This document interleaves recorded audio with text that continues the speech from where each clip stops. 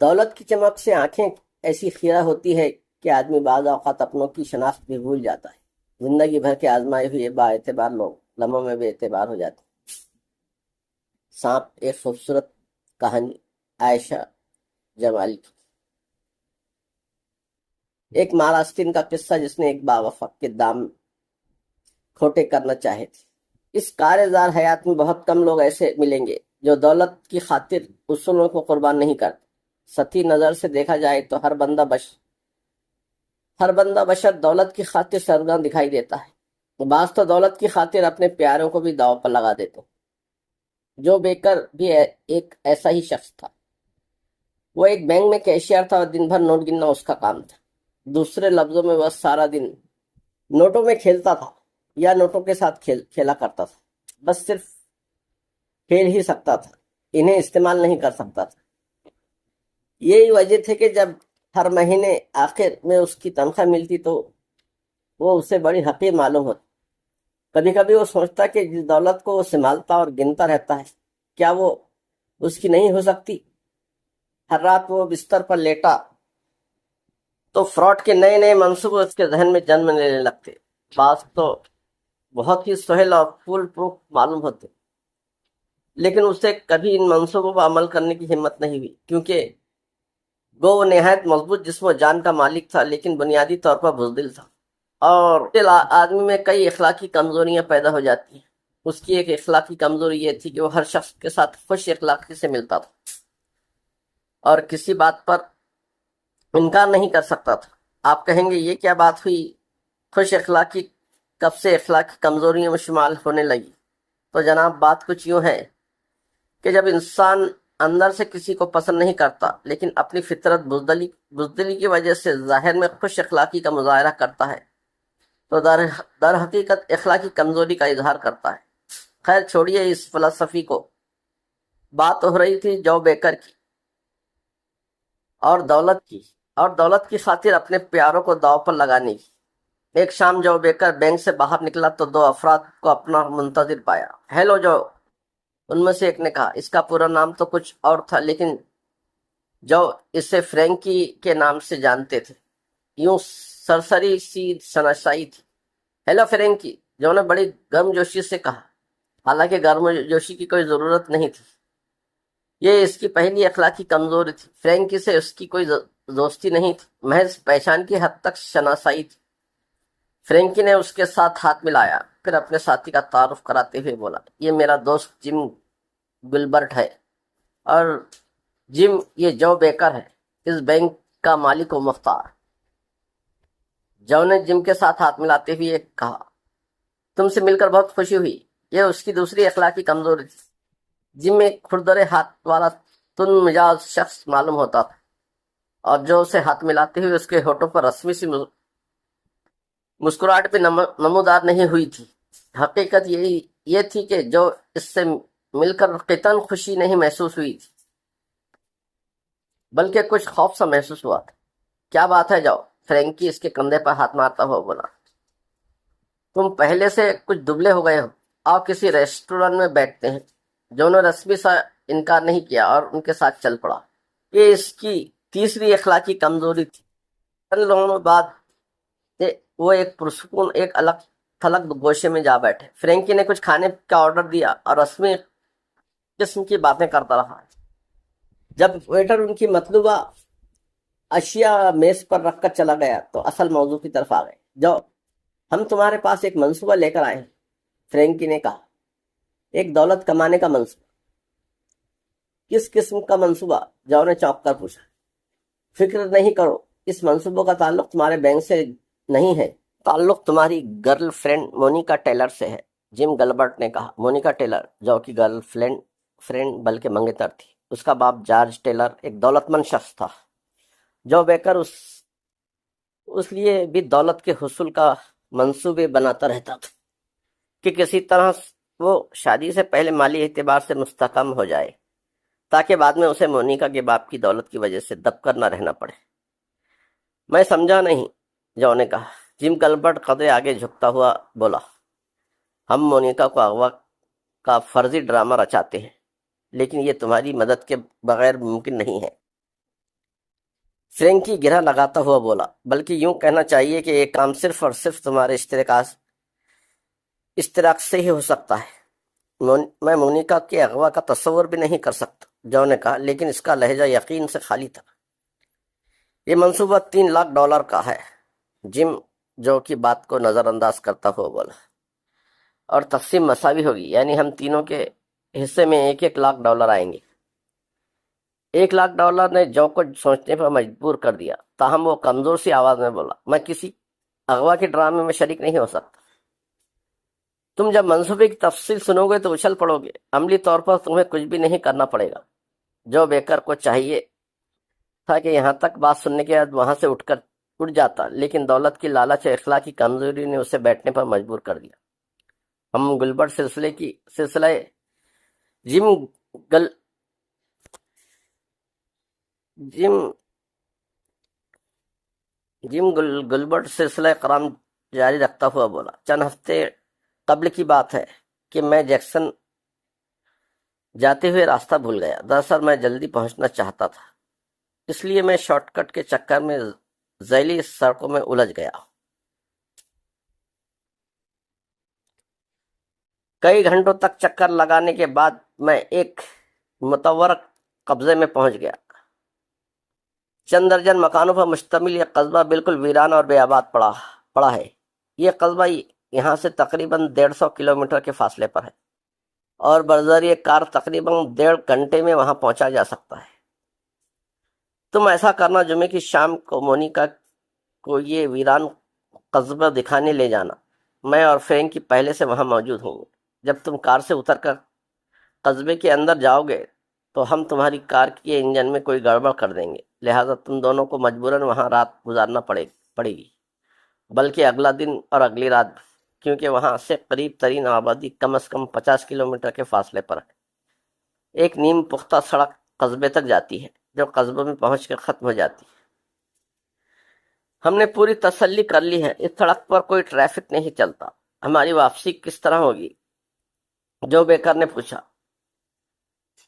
اور 2 روز تک ہم کیا کھائیں گے پیئیں گے؟ کھانے پینے کا سامان تم ڈگی میں رکھ لینا۔ کھانے کے چند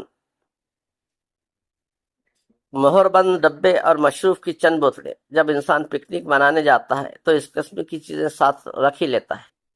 مونیکا کو ان چیزوں کی وجہ سے کوئی شک نہیں ہو سکے گا۔ واپسی کی صورت یہ ہوگی کہ جب ہمارا کام مکمل ہو جائے گا تو ہم کسی فرضی نام سے قریبی قصبے کے شہروں کو فون کر دیں گے۔ ہم اس سے کہیں گے ہم نے ویران قصبے میں ایک جوڑے کو پھنسے ہوئے دیکھا ہے، شاید ان کی کار خراب ہو گئی یا پھر کوئی اور بات ہے۔ اگر مونیکا نے پیدل چلنے پر اصرار کیا تو سوال ہی پیدا نہیں ہوتا۔ وہ نازک مزاج لڑکی 40-50 کلومیٹر کا سفر پیدل نہیں کر سکے گی۔ اس دوران میں ہم جارج ٹیلر کو فون کر کے کہیں گے کہ ہم نے اس کی بیٹی کو اغوا کر لیا ہے اور $3 لاکھ تعاون طلب کریں گے۔ اسے یہ بات یقیناً معلوم ہوگی کہ مونیکا میرے ساتھ گئی ہے۔ یہ نقطہ بھی قابل غور ہے، فرینکی نے کہا۔ جم گلبرٹ کان کے پیچھے کھجاتے ہوئے بولا، ایسی صورت میں ہمیں یہ کہنا پڑے گا کہ ہم نے اس کی بیٹی کو تمہارے سمیت اغوا کر لیا ہے، اور اس بات میں وزن بھی ہوگا۔ تم مونیکا کو یہی تاثر دینا کہ کسی نے جان بوجھ کر تمہاری کار خراب کر دی ہے۔ بعد میں وہ یہ سوچنے پر مجبور ہو جائے کہ بعض لوگوں کو اس کے پروگرام کا علم ہو گیا تھا اور انہوں نے کار خراب کر کے اسے اس قصبے میں محدود کر دیا تھا۔ دوسری طرف انہوں نے اغوا کے فرضی قصے سے تاوان کا مطالبہ کر دیا تھا۔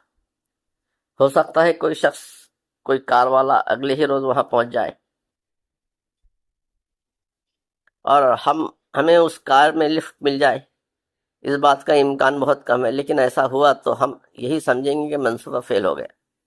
بہرحال کسی کا کوئی نقصان نہیں ہوگا۔ جو بیکر سوچنے لگا، منصوبہ واقعی بے داغ تھا، اس پر کسی قسم کا الزام آنے کا امکان نہیں تھا۔ گویا اسے بیٹھے بٹھائے $1 لاکھ مل رہے تھے۔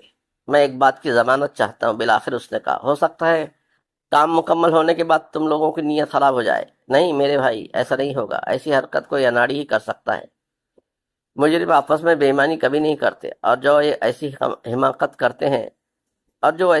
کرتے ہیں وہ سب کے سب اندر ہو جاتے ہیں۔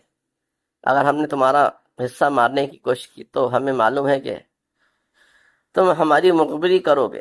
2-4 روز ہمارے ساتھ ملو جلو اور ہمارا ٹھکانہ بھی دیکھ لو، اس کے بعد ہم منصوبے کو آخری شکل دیں گے۔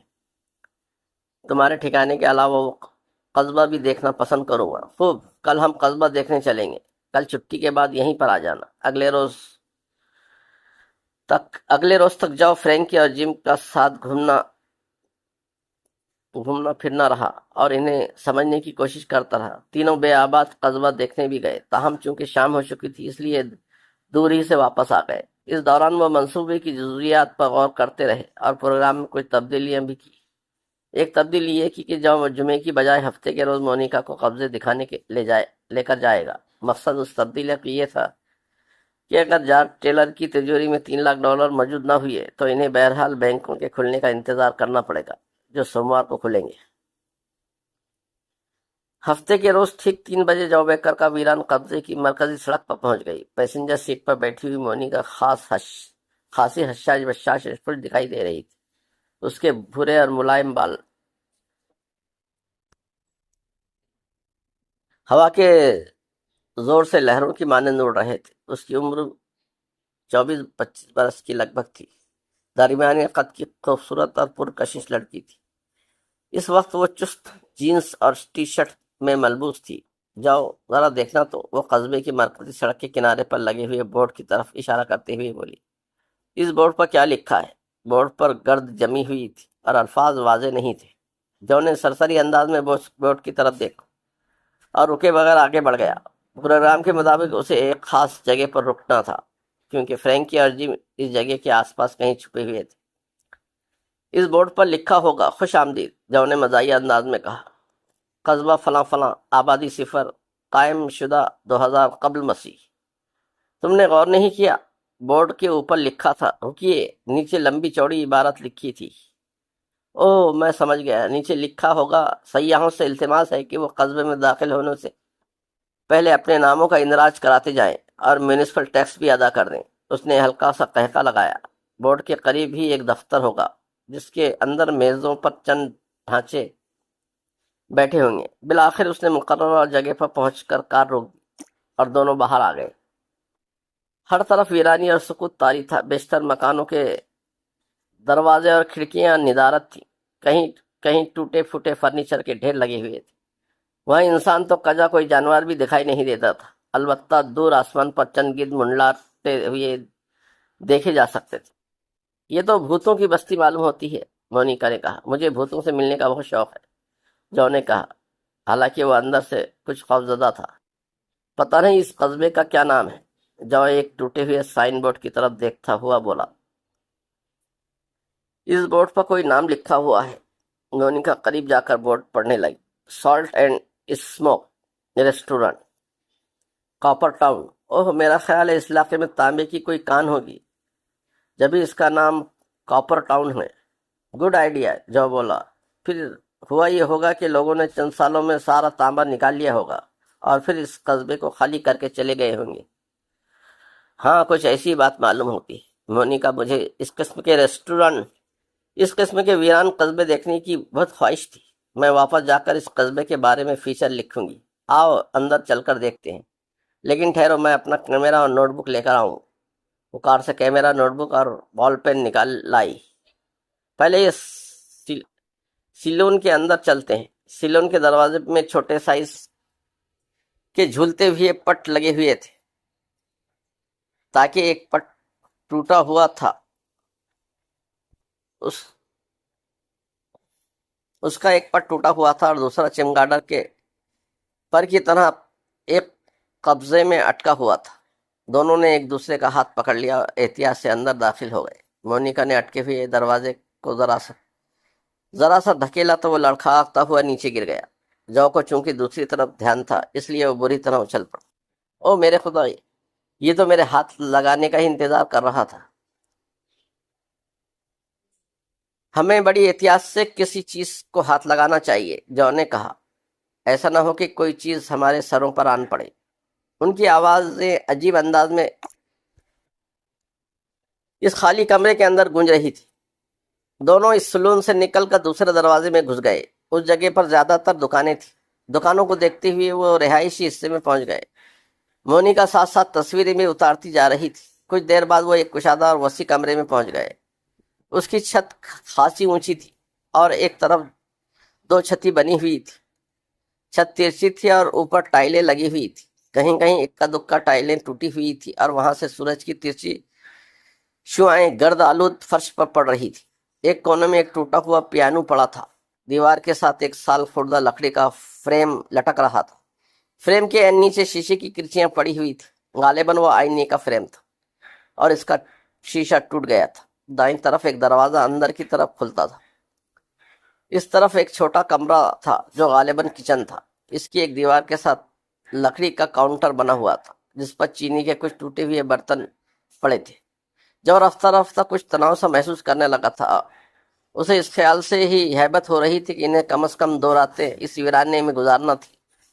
जहां तक मोनिका का ताल्लुक था वो खासी पुरजोश हो रही थी। मुझे अजीब सी खुशी का एहसास हो रहा है, उसने कहा। शायद इसकी वजह यह है कि खाली इमारतें इंसान के बुग़्ज़ व हसद, नफरतों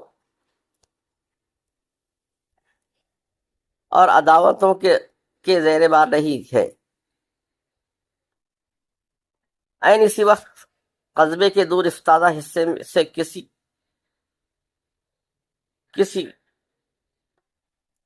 कार के इंजन की आवाज उभरी। ये आवाज कैसी है? मोनिका चौंक कर बोली। जब समझ गया कि फ्रैंक अजीम अपना काम मुकम्मल करके वापस जा रहे हैं, वह अनजान बनते हुए बोला, शायद किसी हवाई जहाज की आवाज है। मुझे तो किसी कार की आवाज मालूम होती है। मोनिका उसका बाजू पकड़ते हुए बोली, आओ जल्दी से बाहर देखते हैं, कहीं कोई हमारी कार न ले गया हो। दोनों दौड़ते हुए बरकली सड़क पर पहुंच गए। उनकी कार अपनी जगह पर मौजूद थी, अलबत्ता एक कार कस्बे की हदूद से निकलती हुई नजर आ रही थी। ये कौन लोग हो सकते हैं? मोनिका ने कहा, जो ने पहली मर्तबा उसकी आवाज में घबराहट महसूस की थी। मुमकिन है हमारी तरह इस कस्बे की सयाहत करने आए होंगे, उसने कहा। मुझे तो कोई और ही बात लगती है। हो सकता है ये लोग जुराइम पेशा हों और इस जगह को बतौर पनाहगाह इस्तेमाल कर रहे हों। तुम्हारा ख्याल 100% गलत मालूम होता है। इस किस्म की कहानियां फिल्मों और किताबों में ही अच्छी लगती हैं। जुराइम पेशा लोग शहरों में ज्यादा महफूज रहते हैं। इस किस्म के अलग थलग मुकाम पर वो नुमायां टारगेट बन जाते हैं। पुलिस को उनका घेराव करने में कोई दिक्कत पेश नहीं आती। तुम ठीक ही कहते हो, मोनिका ने कहा। फिर वो एक इमारत की तरफ इशारा करते हुए बोली, वो क्या है? जो ने सूरज की चमक से बचने के लिए आंखों पर हाथ रखा और भवें सुकड़कर इशारे की तरफ देखने लगा। पता नहीं, कोई इमारत ही है। हो सकता है टाउन कमेटी हो या दफ्तर या कोई पोस्ट ऑफिस वगैरह। दोनों सड़क पार करके इमारत की तरफ चल दी। मालूम होता है कि अभी तक किसी फिल्म कंपनी की नजर इस कस्बे पर नहीं पड़ी, जो ने कहा, वरना इस किस्म के में बेहतरीन सस्पेंस फिल्म बन सकती है। इस पस मंजर में वॉलंटियर स्टाइल की काउबॉय फिल्म ज्यादा मुनासिब रहेगी। ड्रिक ड्रिक ड्रिक, 4 घोड़े इधर से आ रहे हैं। ड्रिक ड्रिक ड्रिक, 6 घोड़े उधर से आ रहे हैं और आते ही डज डज ठाए ठाए दोनों इमारत के अंदर चले गए। इसका फर्श लकड़ी का था और दाहिनी तरफ पूरी चौड़ाई में बार काउंटर बना हुआ था। इधर उधर कुछ टूटी हुई कुर्सियां और मेजें पड़ी थी। ये इस कस्बे का बेहतरीन शराब खाना और डांसिंग क्लब मालूम होता है, जॉन ने कहा। इस किस्म का तस्वर अचानक ही माजी में पहुंच गई।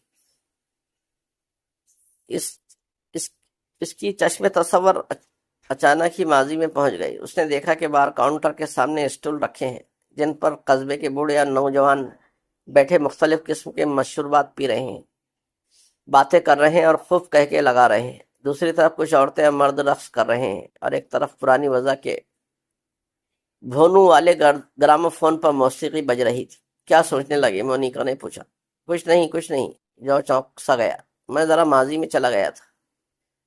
अभी ऐसी कोई टाइम मशीन ईजाद नहीं हुई, मोनिका का हाथ पकड़ते हुए बोली। आओ किसी दूसरी इमारत में चले। चंद लम्हों बाद दोनों एक और इमारत के बरामदे में दाखिल हो गए। इसकी खिड़कियां के पट मौजूद थे लेकिन शीशे गायब थे।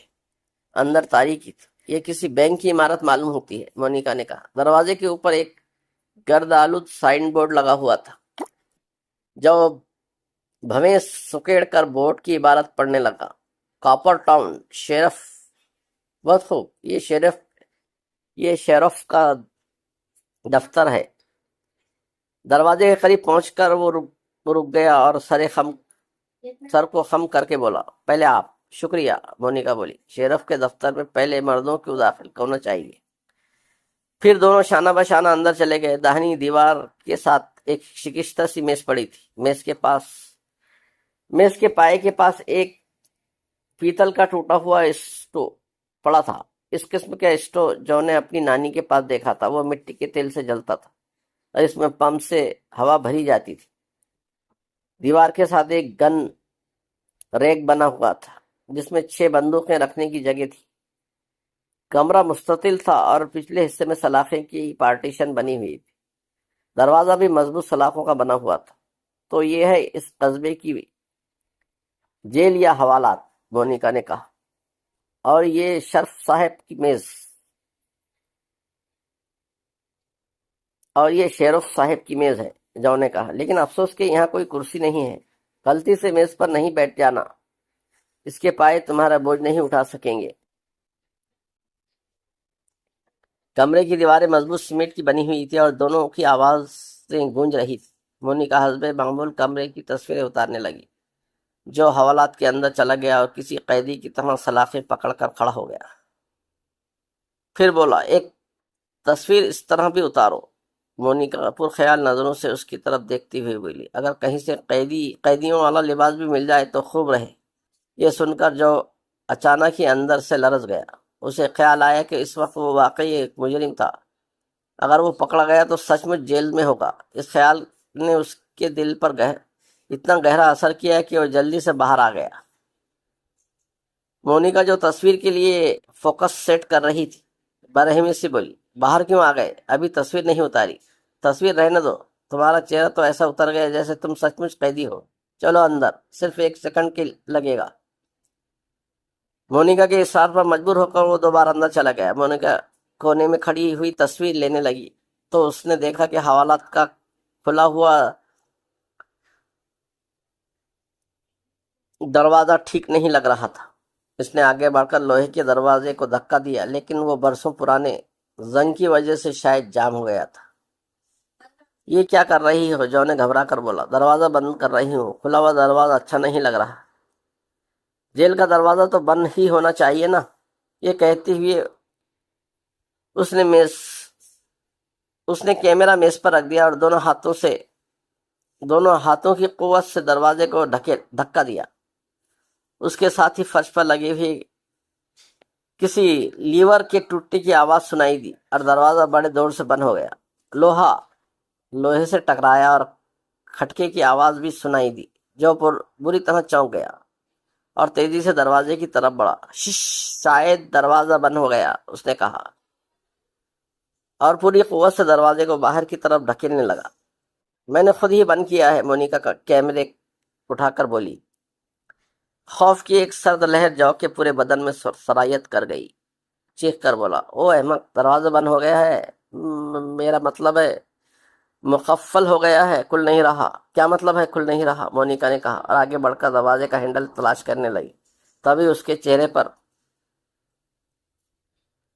دہشت نمودار ہو گئی۔ دروازے کا ہینڈل ٹوٹا ہوا تھا۔ دروازے میں مضبوط قسم کا ہضمی قفل لگا ہوا تھا جو دروازہ بند کرنے سے خود بخود بند ہو گیا تھا۔ اس قسم کے تالوں میں عموماً دونوں طرف ہینڈل ہوتا ہے، لیکن اس تالے میں صرف ایک طرف ہینڈل تھا اور وہ بھی ٹوٹا ہوا تھا۔ او میرے خدا، اس کا ہینڈل تو ٹوٹا ہوا ہے، مونیکا بولی۔ تم ادھر سے ادھر دھکیلو، میں ادھر کھینچتی ہوں۔ دونوں چند لمحوں تک بے مقصد زور لگاتے رہے، لیکن لوہے کا وہ دروازہ کسی چٹان کی طرح مضبوط تھا۔ مونیکا کے ہاتھوں پر نیل بھی پڑ گئے تھے۔ ٹھہرو، جاؤ، اپنی گھبراہٹ چھپاتا ہوا بولا، اس طرح زور لگانے سے کچھ فائدہ نہیں ہوگا، شاید یہیں کہیں چابیاں موجود ہو، میز کی درازیں چیک کرو۔ خوف کے باعث مونیکا کا چہرہ سفید پڑ گیا تھا۔ وہ اس طرح جو کی طرف دیکھ رہی تھی جیسے خلا میں دیکھ رہی ہو۔ کیا چابیاں؟ ہاں چابیاں جو نے کہا میز کی درازوں میں دیکھو، لیکن یہ تالا چابیوں سے نہیں کھلے گا۔ تم دیکھو تو صحیح، جو مٹھیاں بھیج کر بولا۔ دیکھتی ہوں دیکھتی ہوں۔ مونیکا اپنی دہشت پر قابو پانے کی کوشش کرتے ہوئے میز کی طرف بڑھی اور باری باری درازے دیکھنے لگی۔ یہ خالی ہے، یہاں چابیاں نہیں ہیں، ذرا اچھی طرح دیکھو، ادھر ریک میں دیکھو، دیواروں پر دیکھو، فرش پر دیکھو۔ مونیکا نے سارا کمرہ چھان مارا، لیکن کہیں چابیاں نہیں ملی۔ جو سلاخیں خالی پکڑے کھڑا تھا اور بے خیالی میں اس کی گرفت مضبوط ہوتی جا رہی تھی، یہاں تک کہ اس کی انگلیوں کی پوریں بھی سفید ہونے لگی تھی۔ جو پلیز میری بات سنو، مونیکا رو دینے والے انداز میں بولی۔ یہ تالا چابی سے نہیں کھلے گا، کیونکہ یہ چابی سے بند نہیں ہوا، یہ صرف ہینڈل سے کھلتا ہے۔ چابی کا لیور الگ ہوتا ہے اور ہینڈل الگ۔ اس مرتبہ جاؤ مونیکا کی بات سمجھ گیا، وہ تالا واقعی چابی سے نہیں کھل سکتا تھا۔ ہم خوفزدہ نہیں ہوں گے، جاؤ مونیکا سے زیادہ خود کو تسلی دیتے ہوئے بولا۔ ہمیں اطمینان سے صورتحال پر غور کرنا چاہیے۔ ٹھہرو، پہلے تالے کا جائزہ لینا چاہیے۔ وہ چند لمحوں تک تالے کو سمجھنے کی کوشش کرتا رہا، پھر بولا، اگر کہیں سے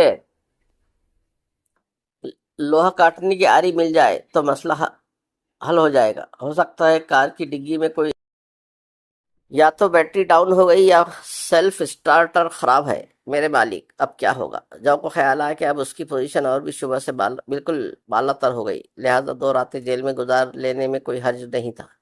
اس نے پیچکس ایک طرف پھینک دیا اور خود فرش پر بیٹھ گیا۔ $1,00,000 کے مقابلے میں وہ تکلیف کچھ بھی نہیں تھی۔ جو ہمیں کچھ کرنا چاہیے، مونیکا نے کہا، ورنہ ہم زندہ نہیں بچیں گے۔ کیا مطلب؟ میں وہ سائن بورڈ پڑھ کر آ رہی ہوں جو قصبے کے کنارے لگا ہوا ہے۔ کیا لکھا ہے اس سائن بورڈ پر؟ مونیکا جھرجھری سے لے کر بولی۔ او مالک، میں کیسے بتاؤں؟ میں تمہیں بتانا نہیں چاہتی تھی، لیکن اب چھپانا بھی ممکن نہیں رہا۔ پلیز مونیکا، زیادہ سسپینس پیدا مت کرو۔ یہ قصبہ سانپوں کی وجہ سے ویران ہوا ہے۔ جاؤ اٹھ کر کھڑا ہو گیا۔ اس کے چہرے پر گھبراہٹ نظر آنے لگی تھی۔ لیکن ہم نے تو یہاں کوئی سانپ نہیں دیکھا۔ بورڈ پر لکھا ہے کہ تاریکی پھیلتے ہی سینکڑوں کی تعداد میں کھڑکھڑانے والے سانپ شمال کی طرف سے اس قصبے پر یلغار کر دیتے ہیں اور صبح کا اجالا پھیلنے سے پہلے واپس چلے جاتے ہیں۔ او میرے خدا! جو پر ناقابل بیان دہشت طاری ہو گئی۔ اس کے بدن سے ٹھنڈا پسینہ پھوٹ پڑا، گھٹنے کپ کپانے لگے اور ٹانگیں جسم کا بوجھ اٹھانے سے معذور معلوم ہونے لگی۔ پروردگار، ہم پر رحم کر، رحم رحم۔ کھڑکھڑانے والے سانپوں کا نام سنتے ہی جو کے ذہن میں بچپن کی ایک یاد تازہ ہو گئی۔ بچپن وہ اپنے دادا کے ساتھ کچھ عرصے تک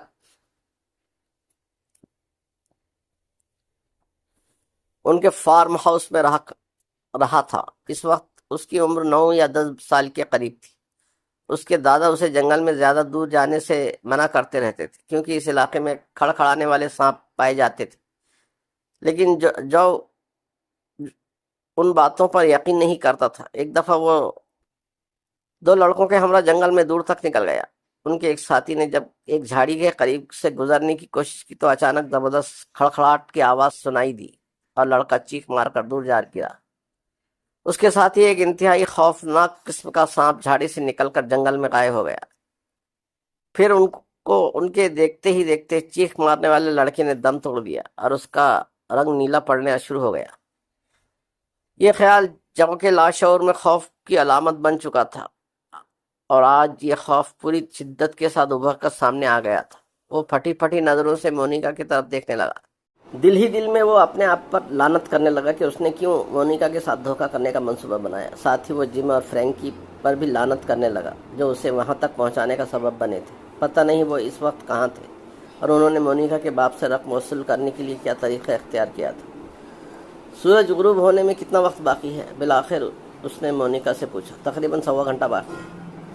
تم ایک بار پھر کوئی ایسی چیز تلاش کرنے کی کوشش کرو جس سے ہم ان سلاخوں کو کاٹ سکیں یا ان کے درمیان راستہ بنا سکیں۔ اگر کوئی بھاری ہتھوڑا مل جائے تو میں اس دیوار کو توڑنے کی کوشش کر سکتا ہوں۔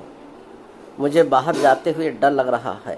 مونیکا جو رقت آمیز آواز میں بولا، مجھے یقین نہیں ہے کہ میں کل کا سورج طلوع ہوتے ہوئے دیکھ سکوں گا۔ میں اس کوٹری میں بند کچھ نہیں کر سکتا۔ تم میرے لیے امید کی آخری کرن ہو۔ मैं तुम्हें किसी मुसीबत में नहीं डालना चाहता।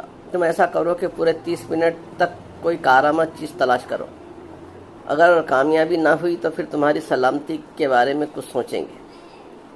मोनिका ने अपने कपकपाते हाथ जो के हाथों पर रख दिए। जाओ, मुझे माफ़ कर देना, उसने कहा। ये सब कुछ मेरी वजह से हुआ है। नहीं, ये सब कुछ मेरी वजह से हुआ है, जो ने कहा, लेकिन इससे ज़्यादा वो कुछ नहीं कह सका क्योंकि बुनियादी तौर पर वो एक बुज़दिल आदमी था और बुज़दिल के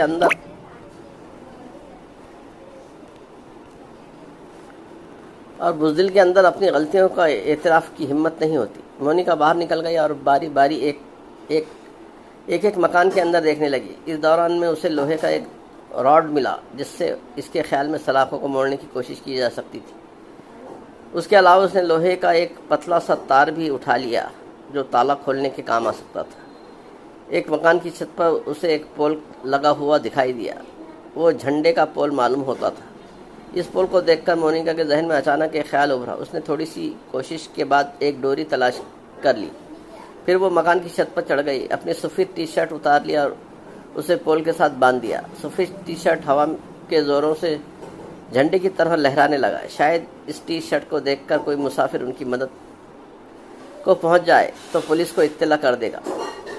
ये काम मुकम्मल करने के बाद उसने घड़ी पर नज़र डाली तो 30 मिनट पूरे हो चुके थे। तब एक और ख्याल उसके जहन में आया। वो दौड़ती हुई कस्बे के मरकजी सड़क पर पहुंची और सड़क के वस्त में टूटे फूटे फर्नीचर का ढेर लगाने लगी। उसका जिस्म जल्द ही इस मशक्क़त से पसीने में शराबुर हो गया।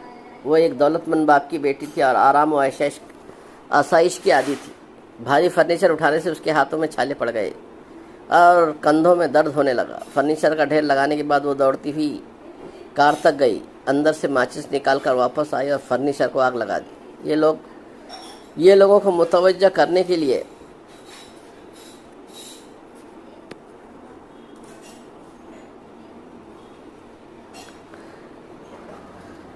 दूसरा सिग्नल था। खुश्क फर्नीचर ने जल्द ही आग पकड़ लिया और शोले बुलंद होने लगे। जब वो वापस जौ के पास पहुंची तो पूरे 50 मिनट गुजर चुके थे और सूरज गुरूब होने में सिर्फ 40 मिनट बाकी रह गए थे। जब उसे मुख्तसर सी बिकनी में देखकर मज़ीद परेशान हो गया। तुम्हारी टी शर्ट कहाँ है मोनिका? उसने पूछा। मोनिका ने लोहे का रॉड और तार को ज़मीन पर फेंक दिया और ख़ुद भी फर्श पर ढेर हो गई। फिर सांस दुरुस्त करते हुए बोली, मैंने अपनी टी शर्ट एक पोल के साथ बांध दी। शायद उसे देखकर किसी को हमारे बारे में अंदाज़ा हो जाए। इसके अलावा मैंने पुराने फर्नीचर को सड़क पर ढेर लगाकर उसे आग लगा दी है। उसका धुआं दूर दूर तक दिखाई देगा और ये लोहे की रॉड मिली है, शायद इससे सलाखें टेढ़ी हो जाएं। जो ने रॉड को दो सलाखों में फंसाया और पूरी कुव्वत से जोर लगाने लगा। अचानक उसने महसूस किया कि सलाखों में खम पैदा हो रहा है। उसने खुशी का नारा लगाया और मज़ीद जोर लगाने लगा। कोई फ़ायदा नहीं जाओ, मोनिका ने कहा, अपनी ताकत ज़ाया नहीं करो, सलाखें मुड़ रही हैं। जो ने पुरजोश लहजे में कहा। सलाखें नहीं, रॉड मुड़ रही है, मोनिका ने कहा। सलाखें अपनी जगह पर कायम है। जो ने रॉड को देखा और मायूस नज़रों से उसकी तरफ देखने लगा। उसे इस बात पर हैरत हो रही थी कि 100 साल कबल इतनी मजबूत जेल बनाई गई थी और वो भी एक छोटे से कस्बे में। मोनिका अचानक खड़ी हो गई और चीख कर बोली, अब हमें क्या करना है? इस पर हिस्टेरियाई कैफियत तारी होती जा रही थी। सूरज गुरूब होने में सिर्फ निस्फ घंटा बाकी रह गया था। अब तो कोई भी हमारी मदद नहीं कर सकता। जो मोनिका को तसल्ली देना चाहता था, लेकिन उसकी समझ में नहीं आ रहा था कि क्या कहे। इतने मुख्तसर वक्त में कुछ भी नहीं हो सकता था। अगर कोई धुआं या सफ़ेद झंडा देखकर वहाँ आ भी जाता तो वो कुछ नहीं कर सकता था। इतने मुख्तसर वक्त में सलाखें काटना या ताला तोड़ना नामुमकिन था। मोनिका, मुझे मेरे हाल पर छोड़ दो, बिलाखिर जो ने कहा। मुझे अब कोई मौजज़ा ही बचा सकता है। तुम ऐसा करो, कार में जाकर बंद हो जाओ और सुबह तक बाहर नहीं निकलना। मोनिका सिसकियाँ लेने लगी। मैं तुम्हें मरने के लिए छोड़कर नहीं जा सकती। नादानी की बातें नहीं करो डियर, अंधेरा होने से पहले कार में चली जाओ। नहीं, मोनिका ने मजबूती से कहा, मैं नहीं जाऊंगी। मैं तुमसे सच्ची मोहब्बत करती हूँ जाओ, मैं तुम्हारे साथ ही मरूंगी। जो ने यह सुनकर अपने दिल में सख्त निदामत महसूस की। وہ ایک ایسی لڑکی کو دھوکہ دینے کی کوشش کر رہا تھا جو اس کی خاطر جان تک دینے کو تیار تھی۔ پلیز مونیکا تم چلے جاؤ، ٹھہرو، میرے ذہن میں ایک ترکیب آئی ہے۔ مونیکا چونک کر بولی، لیکن پھر اپنی ترکیب کی تفصیل بتانے کی بجائے وہ باہر بھاگ گئی۔ جو یہی سمجھا کہ اس پر ہسٹیریائی کا دورہ پڑ گیا اور اپنے حواس کھو بیٹھی۔ اس کے جانے کے بعد اس نے لوہے کا راڈ اٹھا لی اور اسے تالے والے حصے میں اڑا کر زور لگانے لگا۔ لمحہ بھر کے بعد مونیکا کسی ٹوٹے ہوئے دروازے کے فریم گھسیٹتی ہوئی واپس آ گئی۔ اس نے فریم کو کمرے میں پھینکا اور دوبارہ واپس بھاگ گئی۔ دوسری مرتبہ وہ لکڑی کی 2 کرسیاں لے کر آئی۔ تیسری مرتبہ ایک ٹوٹی ہوئی میز لے آئی۔ 15 منٹ کے اندر اس نے کمرے کے اندر پرانے فرنیچر کا ڈھیر لگا دیا۔ جو نے اس سے بات کرنے کی کوشش کی، لیکن وہ ایک مرتبہ پھر باہر بھاگ گئی۔ وہ دوڑتی ہوئی کار تک پہنچی اور ڈکی کھول کر اندر سے سفید سفری بیگ اور کھانے پینے کا سامان نکالنے لگی۔ سورج غروب ہونے میں چند لمحے باقی رہ گئے۔ عمارتوں اور درختوں کی چوٹیوں پر سورج کی الوداعی کرنیں پڑ رہی تھی۔ ماحول پر پر ہیبت سناٹا چھایا ہوا تھا، یہاں تک کہ پرندوں کی آوازیں بھی نہیں تھی۔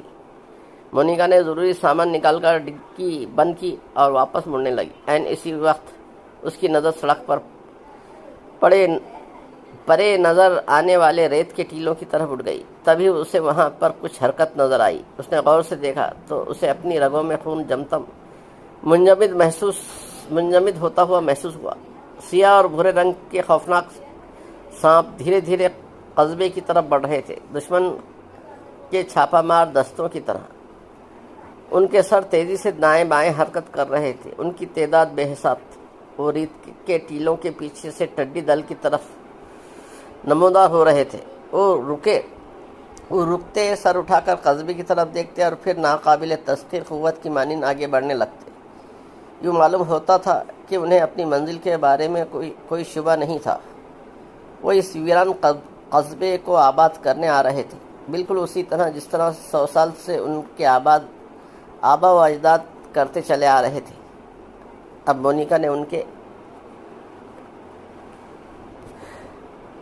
کھڑکھڑانے کی آوازیں بھی سننا شروع کر دی تھی۔ مونیکا نے دوڑ لگا دی۔ وہ اس بات پر حیران بھی ہوئی کہ اس کی ٹانگوں نے کس طرح اس کا ساتھ دیا، حالانکہ اس پر سختہ طاری ہو جانا چاہیے تھا۔ اس نے دونوں ہاتھوں میں تھیلے پکڑ رکھے تھے، لیکن پھر بھی وہ بہت تیز دوڑ رہی تھی۔ کمرے میں پہنچ کر وہ نہ تو گری اور نہ ہی سانسیں درست کرنے کے لیے رکی۔ جاؤ جلدی سے میری مدد کرو، وہ ٹوٹا ہوا فرنیچر سلاخوں کے قریب کرتے ہوئے بولی۔ ان لکڑیوں کو توڑنا شروع کر دو، ان کے چھوٹے چھوٹے ٹکڑے بناؤ۔ میں تمہارا مطلب نہیں سمجھا مونیکا، تم کیا کرنا چاہتی ہو؟ اب باتوں کا وقت نہیں ہے، جاؤ جلدی کرو۔ جو قصبے کی طرف بڑھ رہے ہیں، وہ قصبے کی طرف بڑھ رہے ہیں۔ کون بڑھ رہے ہیں قصبے کی طرف؟ سانپ، وہ سینکڑوں کی تعداد میں ہے، پلیز جلدی کرو۔ جو کی حالت اس قیدی کی سی ہو گئی جسے عنقریب پھانسی دی جانے والی ہو۔ دہشت کی وجہ سے اس کا چہرہ سفید پڑ گیا تھا اور وہ سلاخوں کا سہارا لے کر زمین پر بیٹھ گیا۔ مونیکا خدا کے لیے کار میں چلی جاؤ، مجھے میرے حال پر چھوڑ دو۔ جاؤ، میں نے کہا لکڑیاں توڑ دو۔ میں دروازے کے سامنے آگ جلانا چاہتی ہے۔ تب جو کی سمجھ میں آیا کہ وہ کیا کرنا چاہتی ہے، لیکن برآمدے میں لکڑیوں کے تختے لگے ہوئے ہیں۔ اس نے کہا اگر ان تختوں نے آگ پکڑ لی تو ساری عمارت آگ کی لپیٹ میں آ جائے گی۔ میں نے سب کچھ سوچ لیا ہے، تم فکر مند نہیں کرو، مونیکا نے کہا۔ جو نے ٹوٹے ہوئے فرنیچر کو سلاخوں میں اڑا کر توڑنا شروع کر دیا۔ مونیکا نے دروازے اور کھڑکی کے سامنے تقریباً 3 فٹ کا فاصلہ چھوڑ کر چھوٹی چھوٹی لکڑیوں کی لائن لگانا شروع کر دی۔ چند لمحوں کے اندر اس میں ایک دیوار سے دوسری دیوار تک لکڑیاں بچھا دی۔ پھر اس نے ایک پتلی سی لکڑی کو آگ دکھائی اور اس کی مدد سے پوری لائن کو آگ لگانے لگی۔ اسی لمحے اس کے کانوں میں کھڑکھڑاہٹ کی مدھم سی آواز آئی۔ یوں معلوم ہوتا تھا جیسے 20 خاردار جھاڑیاں ہوا کے زور سے اڑ رہی ہوں۔ یہ آواز بتدریج تیز ہوتی جا رہی تھی، یہاں تک کہ یہ آواز پوری کائنات پر محیط معلوم ہونے لگی۔ جو دہشت کے ساتھ سوچنے لگا کہ اگر مونیکا ہمت اور حاضر دماغی سے کام نہ لیتی تو اس کا کیا حشر ہوتا۔ رات کی تاریکی میں وہ خوفناک سانپ کھڑکھڑاتے ہوئے اس کی کوٹری میں گھس جاتے اور چاروں طرف سے اسے گھیر لیتے۔ کوئی اس کی ایڑیاں پر کاٹتا، کوئی اس کے بازوؤں پر لپٹ جاتا، کوئی اس کے ماتھے پر کاٹتا اور کوئی خوف کے باعث وہ اس کے آگے نہیں سوچ سکا۔ اس کے بدن نے بڑے زور کی جھرجھری لی. ان سوچوں کے درمیان اچانک اس کی نظر داہنی طرف والی دیوار پر پڑی تو اس نے ایک چھوٹا سا سوراخ دیکھا جس میں سے ایک سانپ سر نکالے اپنی 2 شاخہ زبان لہرا رہا تھا. مونیکا وہاں سے صرف 3 قدم کے فاصلے پر تھی. مونیکا جو پوری قوت سے چلایا, ذرا خیال کرنا, تمہارے پیچھے سانپ ہے, دیوار کے سوراخ میں. مونیکا چیخ مار کر پیچھے ہٹی اور ایک جلتی ہوئی لکڑی سانپ کی طرف پھینکی. سانپ کا سر غائب ہو گیا. مونیکا نے جلدی سے سوراخ میں 3-4 چھوٹی چھوٹی لکڑیاں ٹھوس دیں. ابھی وہ ادھر سے فارغ ہی ہوئی تھی کہ دروازے کے سامنے 2 سانپ نمودار ہوئے اور سر اٹھا کر آگ کی طرف دیکھنے لگا. مونیکا لاشعوری طور پر پیچھے ہٹی اور ایک لکڑی اٹھا کر سانپ کی طرف پھینکی. دونوں سانپوں نے بڑے زور سے اپنی دموں میں کھڑکھڑائے اور حملہ کرنے کے لیے آگے بڑھے. مونیکا چیختی ہوئی سلاخوں کے ساتھ جا لگی. اسے یوں لگا جیسے دونوں سانپ آگ کو پھلانگ کر حملہ کرنے والے ہیں, لیکن سانپوں نے جب آگ کی تپش محسوس کی تو پیچھے ہٹ گئے. جو نے سلاخوں سے بازو نکال کر مونیکا کو تھام لیا اور اسے تسلی دینے کی کوشش کرنے لگا. مونیکا کا دل بری طرح دھڑک رہا تھا.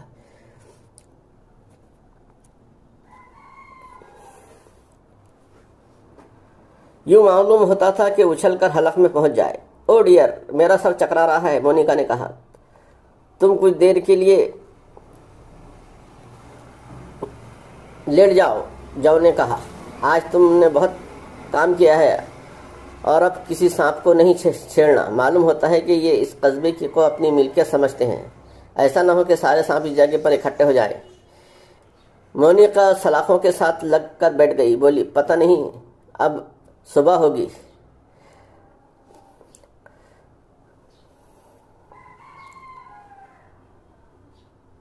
جو نے اپنی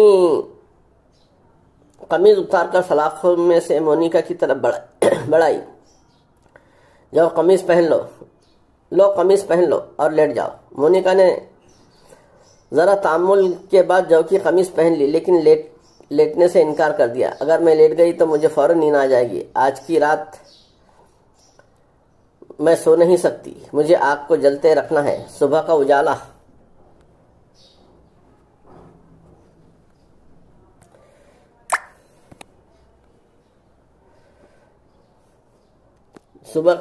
ہونے تک. آگ بجھنے لگی تو میں تمہیں جگاؤں گا. نہیں, میں سوؤں گی نہیں, مونیکا نے غصے سے کہا.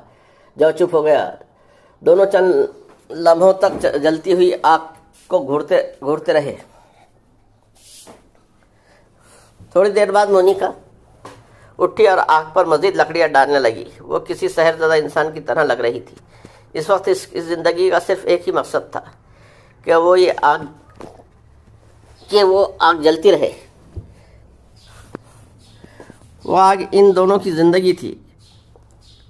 اس سے ان کی زندگی کی حرارت قائم تھی. مونیکا ہر نصف گھنٹے بعد کسی روبوٹ کی طرح اٹھتی اور نئی لکڑیاں آگ پر ڈال دیتی. پھر دوبارہ سلاخوں کے ساتھ ٹیک لگا کر بیٹھ جاتی. اس کی آنکھیں نیند سے بوجھل ہو رہی تھی اور اسے بڑی کوشش سے جاگنا پڑ رہا تھا. رات کے 11 بجے جو نے کہا, ہمیں کچھ کھا لینا چاہیے. تم کھا لو, مجھے بھوک نہیں. کھانے پینے کی اشیاء کا تھیلا سلاخوں کے ساتھ ہی پڑا تھا. جو نے بھنے ہوئے گوشت کا ڈبہ کھولا اور ڈبل روٹی نکال کر سینڈوچ بنانے لگا. جو, ایک بات تو بتاؤ, مونیکا نے اچانک پوچھا. تم اتنا سارا کھانا کیوں ساتھ لائے ہو؟ جو اپنی جگہ پر ساخت ہو گیا. کیا مونیکا, اس پر کوئی شک ہو گیا ہے؟ کیا میں زیادہ کھانا لے آیا ہوں؟ وہ انجان بننے کی کوشش کرتا ہوا بولا. یہ کھانا کم از کم 2 دنوں کے لیے کافی ہوگا. مجھے ان چیزوں کا کوئی اندازہ نہیں ہے. مجھے معلوم ہوتا ہے کہ تمہیں پہلے سے اس صورتحال کا اندازہ ہو گیا تھا. کیا مطلب؟ انسان کے اندر بعض مخفی قوتیں ایسی ہوتی ہیں جن کی وجہ سے وہ لاشعوری طور پر آنے والے خطرات کو روک تھام کا انتظام کر لیتا ہے. اس کی بات سن کر جو نے اطمینان کا سانس لیا اور پھر شرمندہ بھی ہو گیا.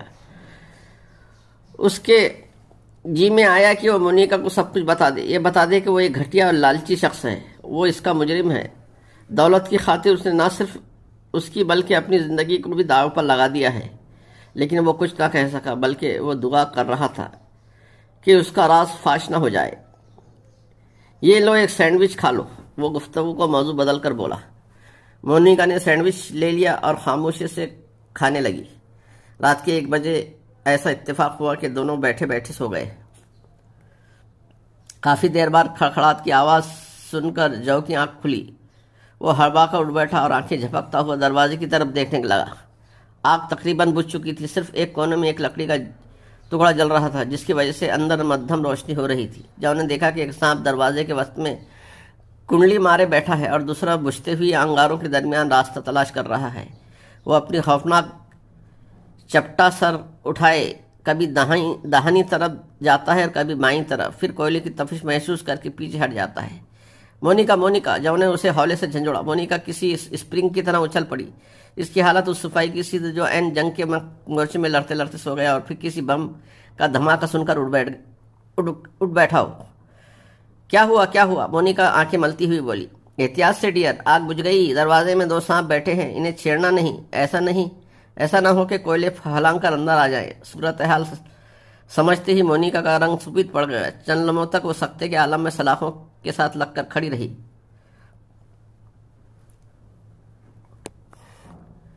پھر جیسے ہی مونیکا نے آگ پر لکڑیاں ڈالی، سانپ حیرت انگیز کے ساتھ اچھل کر اس پر حملہ آور ہوا۔ مونیکا کے منہ سے ایک دلدوز چیخ نکلی اور وہ لڑکھڑا کر پیچھے جا پڑی۔ اس کے ساتھ ہی وہ دونوں سانپ غائب ہو گئے۔ تم خیریت سے تو ہو؟ جو نے جلدی سے پوچھا۔ کہاں؟ کہیں سانپ نے کاٹ تو نہیں لیا؟ وہ اس جیل میں بند خود کو انتہائی بے بس محسوس کر رہا تھا۔ مونیکا اٹھی اور اپنا جائزہ لیتی ہوئی بولی، میں ٹھیک ہوں۔ اوہ شکر ہے، جو نے کہا۔ مونیکا جلدی جلدی کوئلوں پر لکڑیاں ڈالنے لگی۔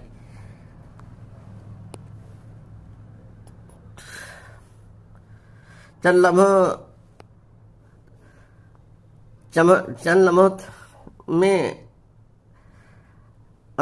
لمحوں کے اندر آگ کی پوری پٹی روشن ہو گئی۔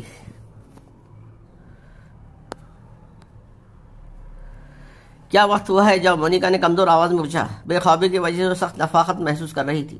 جو دستی گھڑی پر نظر ڈال کر بولا، 1:42 ہوئے ہیں۔ تم لیٹ جاؤ، اب میں جاگتا رہوں گا۔ جب آگ بجھنے لگے گی تو میں تمہیں جگا دوں گا۔ نہیں، اب میں نہیں سوؤں گی، مونیکا نے کہا۔ اس کا لہجہ فیصلہ کن تھا۔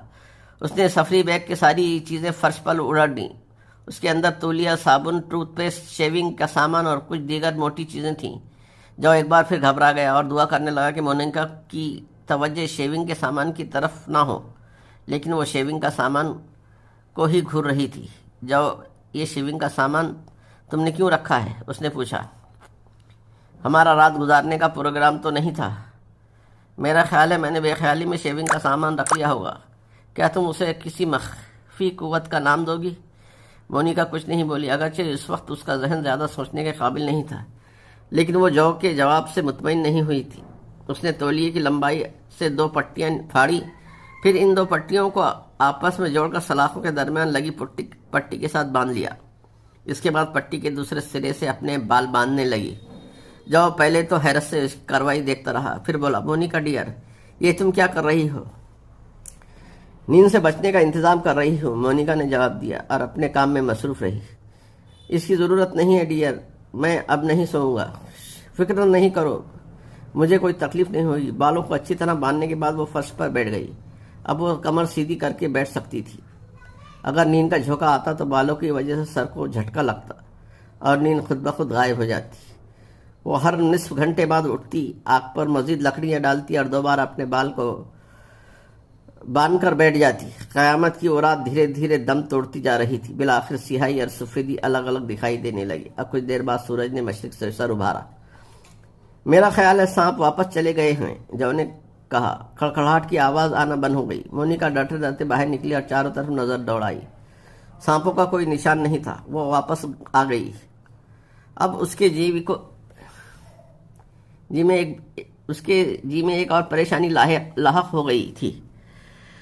اگر دن بھر کوئی ان کی مدد کو نہ آیا تو کیا ہوگا؟ کیا انہیں ایک رات اور سانپوں کی سرزمین پر گزارنا پڑے گی؟ میرا خیال ہے ہمیں تھوڑا سا آرام کر لینا چاہیے، جو نے خیال ظاہر کیا۔ اس کے بعد یہاں سے نکلنے کی کوئی تدبیر کریں گے۔ جو مجھے ڈر لگ رہا ہے، مونیکا بولی۔ اس کے جسم کا جوڑ درد کر رہا تھا۔ وہ کسی مخمور انسان کی طرح جھوم رہی تھی۔ ہمیں آرام کرنے کی بجائے کچھ سوچنا چاہیے، کچھ کرنا چاہیے۔ یہاں بیٹھ جاؤ، جو نے سلاخوں کے قریب اشارہ کر کے بولا بلکہ لیٹ جاؤ. ہاں ٹھیک ہے, یہ تولیہ سر کے نیچے رکھ لو. مونیکا اس قدر تھکی ہوئی تھی کہ تکیہ سر پر رکھتے ہی گہری نیند سو گئی. اس کے سونے کے بعد جو سلاخوں کی دوسری طرف لیٹ گیا اور چند لمحوں بعد وہ بھی نیند کی آغوش میں چلا گیا. 10:20 پر ایک پولیس کا کار قصبے کی حدود میں داخل ہوئی. اس میں 3 پولیس آفیسر تھے. انہوں نے اپنی کار جو کی کار کے پاس روک دی. ایک آفیسر جو ڈرائیو کر رہا تھا کار میں بیٹھا رہا اور 2 آفیسر باہر نکل کر ویران عمارتوں کو دیکھنے لگے. دونوں میں سے ایک لیفٹیننٹ تھا اور ایک سارجنٹ. وہ قریبی قصبے سینٹل اسپرنگ سے آئے تھے. گزشتہ رات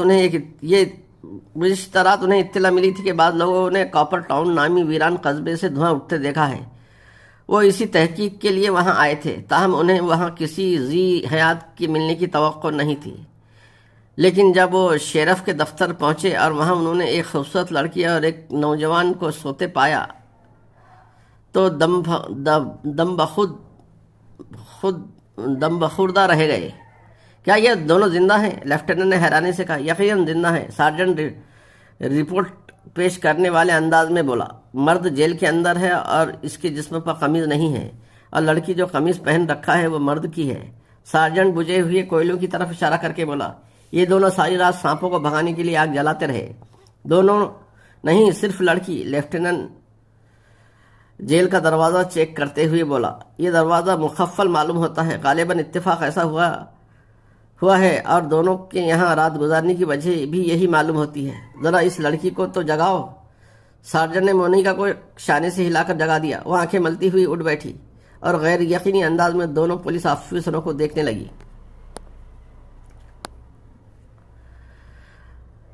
سارجنٹ نے پوچھا, کیا میں پوچھ سکتا ہوں تم دونوں اس خطرناک قصبے میں کیا کر رہے ہو اور تمہارا یہ ساتھی جیل کے اندر کیوں بند ہے؟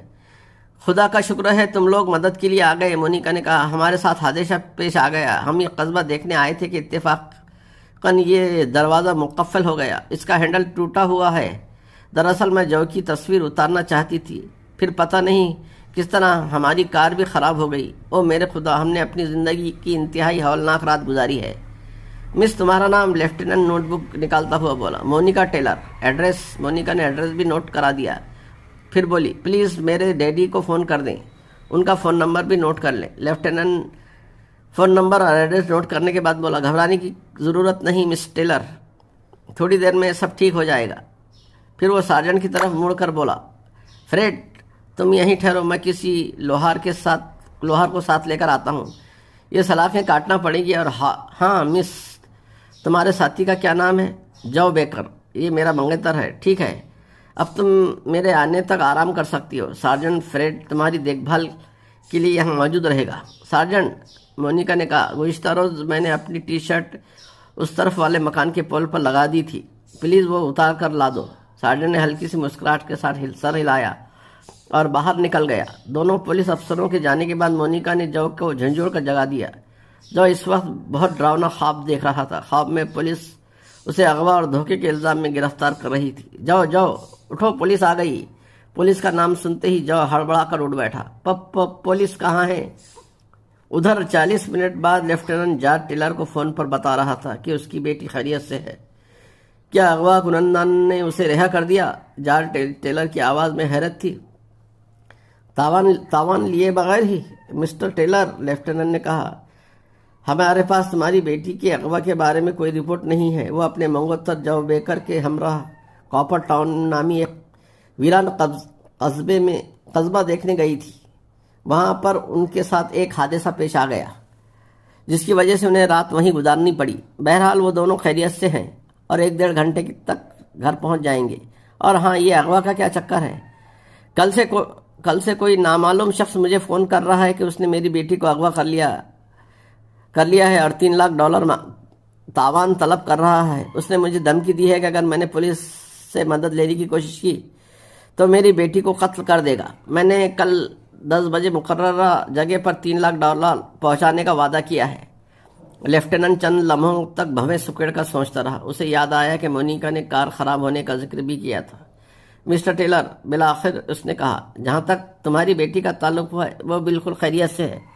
معلوم ہوتا ہے وہ کسی سازش کا شکار ہوئی ہے۔ تم ایسا کرو کہ مقامی پولیس سے رابطہ قائم کر کے انہیں ساری پوزیشن بتا دو، اور یہ فرضی اغوا کنندگان رقم وصول کرنے آئے تو انہیں گرفتار کرا دو۔ ہم تمہاری بیٹی کو 2 گھنٹے کے اندر اندر بند گاڑی میں گھر پہنچا دیں گے، اور ہاں، اس بات کا کسی اور سے ذکر نہیں کرنا۔ اس واردات میں کوئی گھر کا بھیدی ملوث معلوم ہوتا ہے۔ فون بند کرنے کے بعد جارج ٹیلر نے اپنے علاقے کی پولیس ہیڈ کوارٹر کا نمبر ملایا اور انہیں صورتحال سے آگاہ کرنے لگا۔ 3 بجے کے قریب مونیکا اور جو بیکر ایک بند گاڑی میں گھر پہنچ گئے۔ مونیکا اتنی تھکی ہوئی تھی کہ بات کرنے کے بھی قابل نہیں تھی۔ اسے فوراً اس خوابگاہ میں پہنچا دیا گیا۔ اس وقت سادہ لباس میں ملبوس ایک پولیس آفیسر بھی وہاں موجود تھا۔ وہ جو کو فرضی اغوا کنندگان کے بارے میں بتانے لگا۔ وہ اس سے کہنا چاہتا تھا کہ جب تک تعاون طلب کرنے والا شخص یا اشخاص گرفتار نہیں ہو جاتے، اس وقت تک اسے پولیس کی تحویل میں رہنا پڑے گا۔ جو اس کی بات کاٹ کر بولا، اتنی لمبی کارروائی کرنے کی ضرورت نہیں ہے آفیسر۔ جن لوگوں نے تعاون طلب کیا ہے میں انہیں اچھی طرح جانتا ہوں۔ تم انہیں کیسے جانتے ہو؟ آفیسر نے پوچھا۔ کیونکہ میں بھی ان کا ساتھی ہوں۔ 1 گھنٹے بعد پولیس ہیڈ کوارٹر میں اپنا اقبالی بیان نوٹ کرا رہا تھا۔ اس کے تھوڑی دیر بعد فرینکی جم گلبرٹ بھی گرفتار ہو گئے، جم کے بارے میں پتہ چلا کہ وہ صرف 1 ماہ قبل جیل سے رہا ہوا تھا۔